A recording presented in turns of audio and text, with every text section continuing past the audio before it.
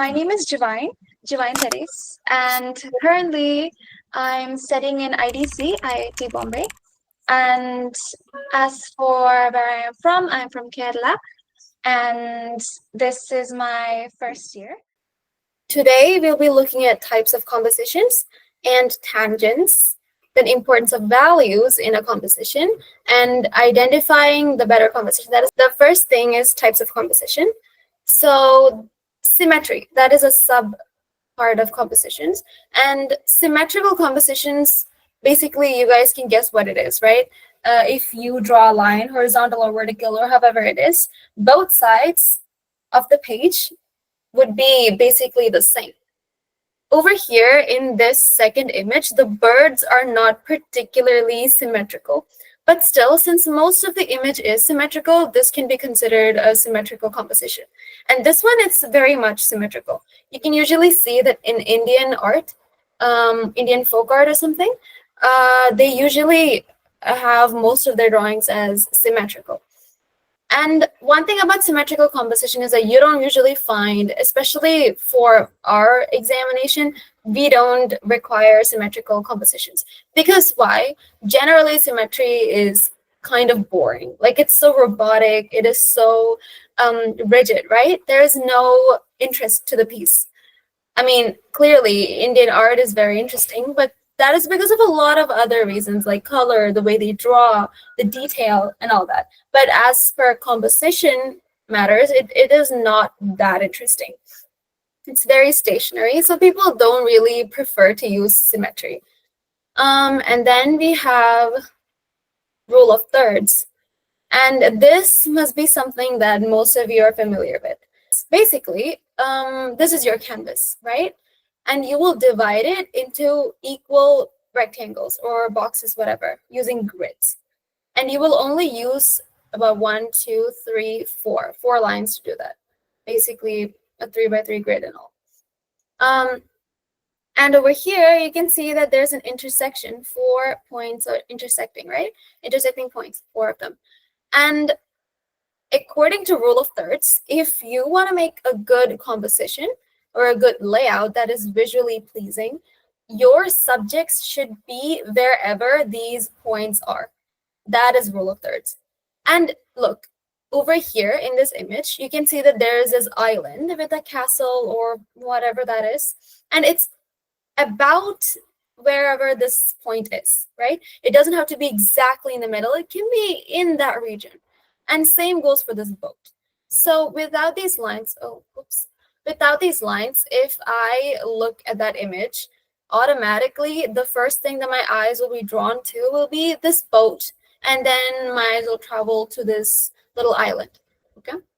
One thing I want you to note is that our eyes always travel from the left to right. So whenever you make a composition, like keep that in mind. Like whenever a viewer is trying to view something, their eyes travel from the left to the right. And over here, the boat is at the bottom, and this island wala thingy is at the top. So naturally, it's a more kind of a diagonal flow. Your eyes are looking, it's flowing diagonally. You don't overthink this. I'm just saying it just so that you can kind of envision that the next time you draw. Okay. So over here, there's nothing in this point or in this point. I mean, yeah, there's like the river or the lake, and then there are mountains and everything, but like it's not a subject. It's not something that our eyes will be drawn to first, right?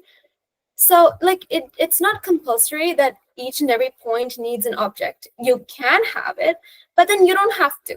It's not compulsory. Even with just 2 of the points having subjects in them is enough for a good composition.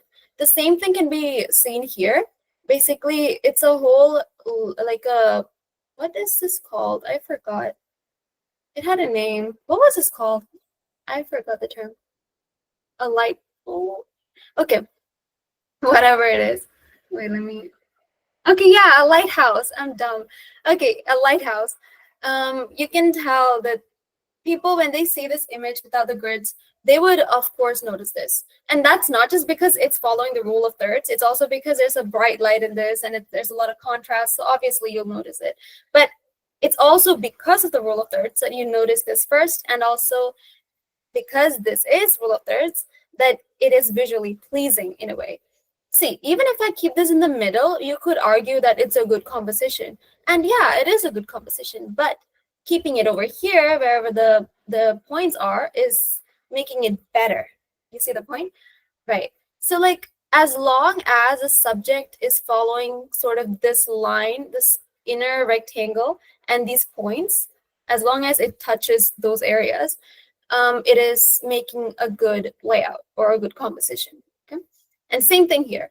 The photographer is very skilled because he wanted to make the viewers focus on the eyes of the character first.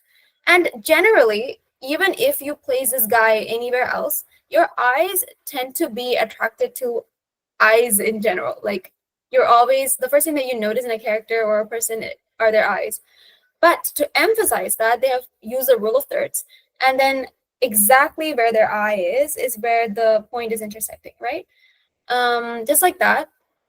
So now it's like a pretty good composition. And the same thing here. This is similar to the lighthouse. And there's a bird. See, the bird is not following the exact line. It's a little slanted and all, but like it's there in the general area, right? Even that is good enough for it to follow the rule of thirds. So these are the examples. So this is called the golden ratio, this kind of a technique of composition. It is where this sort of a spiral that is forming, it is your eyes traveling through the picture. So as you can see, these subjects in this, they're not in the middle.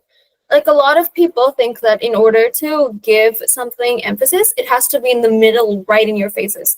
It doesn't have to be. Even in the rule of thirds, you can see that most of the subject is not even in the center. They are like somewhere along the side, right? But still, it is such a good composition. Like, there's a harmony, a balance. And that is exactly what you need to learn, is that your subject doesn't have to be right there in the center for it to get the attention that it deserves. It can be somewhere around here, but the only thing is you just have to like follow certain guidelines, or just even use that little instinct that you have for a good composition.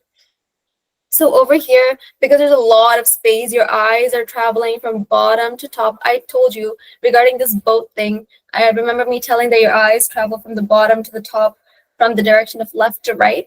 Same thing here, your eyes are traveling in a diagonal way, and then the canvas ends here. So it comes back down towards this edge, and then it goes over the road, and then back at this, and this will be the main subject. That is the big old tree. Because of the shape of the tree, your eyes are like traveling in a curve, as you can see, right? And then this is the main subject. It's like a very vague sense of like visually pleasing thingies. Like, I get it that you guys must be like, how do I even figure out how the eyes are traveling, right? This is sort of a method that people have developed. It, like, when you want to make a good composition, you're not sitting there thinking like, how are the eyes traveling? You have eyes. You can tell how your eyes are traveling. And whenever you draw, the decisions you make are based on what you think is good, right? But sometimes even the things that you draw are not good enough, which is why you need these little tips and tricks on standards, like certain standards of composition. And inevitably, you'll be able to develop your own composition, which would look good. Even though it is not some certain golden ratio or rule of thirds, even if it's not that, it would still look good because now you know the fundamentals of it, right? And in this, same thing. You can see the lines that the artists have used is like following a contour that creates this kind of a golden ratio with a spider. Same thing here also. Why this one has a spiral is because you can see the top arches are forming sort of a curved shape. And hence, you can and also like the main subject is not in the center, it's towards this side. Hence, it forms a spiral. Same thing over here as well. You get the point of golden ratio, right? Golden ratio actually is a lot more complicated than what I just said. Because, I mean, look at it, it looks complicated a bit, right? I mean, this sort of the great wave, this is a much more simplified version. And like, this is easy to grasp because it's literally water forming the shape of a spiral, and it's done so well, and it's so simple yet so beautifully done, right? So it'll be easy to understand the golden ratio concept in this. But in the other images, I can understand the confusion. But see, these are just things that you just have to keep in mind. When I was doing my own drawings, I was never thinking about, oh, I want to implement golden ratio. How do I do it? Like, no. Like I said, we just did something. We looked at it. We were like, can I make this better somehow? We would try another layout, which is why I recommend thumbnail sketches. Not just one thumbnail sketch. Whenever you want to do a composition, you got to do at least 3 to 4 so that you can see multiple layouts and decide which one is better. That's how you kind of go about the process. Yeah. And now we'll discuss about this is like the rule of thirds, symmetry, and then there are so many more. But then I feel like if I bombard you guys with that, it would be too technical rather than us actually discussing something which you would have to properly implement during your exams. There's also asymmetrical composition, which is a kind of composition that most of us follow during our design exam. So if I'm gonna just I'll show you guys how asymmetrical compositions work when I am demonstrating the drawing for you. Okay. Asymmetrical composition, you can kind of guess what it is. It's the opposite of symmetry. It's where like the subjects in the drawing are not symmetrical, basically. But then there's a sense of balance. And I will show you how you can create that sense of balance or what that sense of balance means. Okay, so don't worry about that. Now we'll get to tangents. So tangents are basically, you know, like in a circle and a line, there's a line right outside the circle and the line just touches a singular point of the circumference of the circle. You know that, you study that in maths, right? That is the mathematical tangent. And it's basically the same thing, but applied in drawing. So over here, you can see that, look at this certain image. There are a lot of shapes and like a singular point or a few little points are touching each other. And that's it. There's no overlap. There's no space. They're like touching slightly, right? And like you'll be like, yeah, it's fine. I mean, it's a circle, it's a square, it's a triangle. But it kind of does not give you a visually pleasing effect. It kind of gives you a sense of discomfort. And it might not be clear to you now when you look at just this one, but when you look at this, you feel much more at ease. You're like, oh, there's an overlap. Now I can tell what shape is in front of the other. The circle is in front, and the triangle is second, square is at the last. Like you have a sense of depth, right? And that kind of puts our brain and our eyes at ease. But like tangents like these, like slightly like certain points touching each other and no overlap whatsoever, that kind of creates a sense of discomfort for the viewer. So if we take a more abstract sort of shape, that will be branches. And over here, you can see that there's this little point touching this branch, but it's not overlapping. It's just touching that singular point. And this leaf is barely touching. You don't know which twig it belongs to. And a lot, like, you can see that it's a bit like, we'll be like, oh, what branch is before the other? And it makes you uncomfortable. But then when you look at this, there's a lot more understanding, there's a lot more depth, right? It makes the picture look 3D. Over here, it looks very 2D. Here as well. But when you look over to this side, you can be like, oh, there's a 3D effect. So no matter how much you do perspective, no matter how much you do shading, if you have a lot of tangents in your pictures, automatically the 3D effect that you created will get into the more 2D zone. And you don't want that, right? And over here as well, another great example. Like, of course, a car could park like this. But over here, we receive no information. Is the car in front of the tree? I mean, like, it is in front of the tree, but like, is it more closer to us? Is the car closer to us than the tree? Or is the car behind the tree? And is it touching the tree? Like, we don't know, right? There's no overlap. There's no gap whatsoever. But then if we did any of these, like if we overlap them, or if there's a gap, we have a bit more information. And that puts our eyes at ease, right? So that is what a tangent is. And even in this much better example, you can see that all these little points that are touching each other, it is not a good compositional layout. But when you overlap them, we know that this girl is in front, this is the background. Now there's a more 3D look to the image. So this is what tangent is. Do you guys understand? Give me a thumbs up if you do. Okay, that's good. I see, if you've noticed in your own drawings, you tend to not do a lot of tangents because your eyes themselves can tell if it does not like something that it sees, right? If you do a tangent, you would have the tendency to erase it off and then like overlap it a bit. Like you have the capacity to make your own compositions look good. Just know that, okay? We all have it inside us. We just need to bring it up. All right, now the importance of value. That is the value of value. That's a little sort of a play with words I did. Okay, so here you can see that it's all black and white because I want to focus on the value part of it. I'll just move this. Okay, so over here you can see this is a clip from the movie Joker.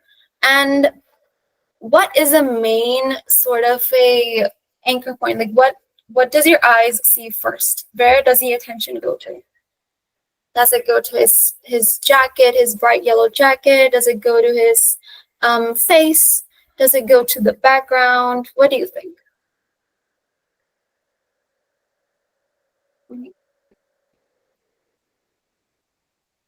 Yeah, it goes to the face, right? And see, that could be also because the camera is placed closer to him, like it's a mid shot, right? So like obviously you would notice the face. We as human beings have a tendency to notice the face first, but they've also used another very important technique, which is also really nice in setting up the mood of the drawing or the mood of the film, photo, whatever it is. They have darkened the values here, and they've used they've used a light source over here so that the colors over here are much brighter. So because everything else is a lot dim and dark, you're obviously attracted to the smaller, brighter part, right? Basically, there's a build of contrast. Contrast, I hope you guys know what that is. It's basically like when there's a very lighter shade and a very dark shade and they're at a close proximity with each other, it builds up contrast. So whenever there is contrast, you obviously tend to notice that part first. So that's what they've done here. And I wanted to show you that the subjects which are closer to you will get more attention to detail. Like you will actually focus on kind of giving more detail to this cactus because it's a lot closer to you. Maybe this trunk of a tree or whatever that is will be given a lot more detailing. But as you go further back, the grade of pencil that you use in case of drawing and the grade of pencil that you use will be a lot lighter, and you wouldn't give a lot of details. Make sure that you don't, because we don't want you to waste time on something that is not important, right? Even here, like the subjects which are closer will be given a lot more detail, a lot more time and effort, but as you go further back, it's getting a lot more lighter. And this is also because of the atmosphere.